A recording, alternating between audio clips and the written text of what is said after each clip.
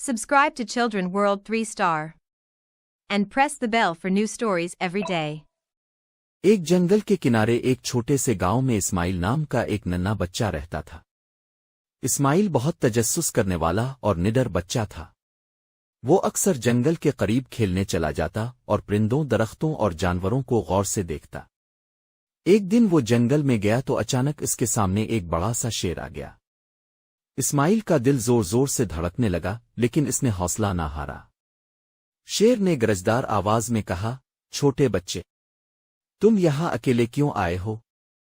क्या तुम्हें डर नहीं लगता? इस्माइल ने कांपती हुई मगर मजबूत आवाज में जवाब दिया, नहीं, मैं डरता नहीं। मुझे पता है कि अगर मैं किसी को नुकसान न पहुंचाऊं तो वो भी मुझे नुकसान नहीं देगा। शेर ये सुनकर हैरान रह गया। इसने पहली बार किसी बच्चे को इतना बहादुर और समझदार देखा था। शेर ने मुस्करा कर कहा, तुम वाकई बहादुर हो। मैं तुम्हें नुकसान नहीं पहुंचाऊंगा, बल्कि अगर कभी जंगल में खतरा हुआ तो याद रखना, शेर तुम्हारा दोस्त है। इस्माइल खुशी से झूम गया और बोला, शुक्रिया शेर भाई, मैं भी आपका ख्याल रखूंगा और कभी जंगल में शोर या गंदगी नहीं करूंगा।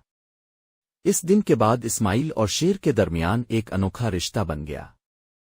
जब भी इस्माइल जंगल के करीब खेलता, शेर दूर से आकर इस पर नजर रखता। इस्माइल ने सीखा कि दोस्ती सिर्फ इंसानों से नहीं बल्कि जानवरों से भी हो सकती है, अगर हम मोहब्बत और इज्जत के साथ रहना सीखें।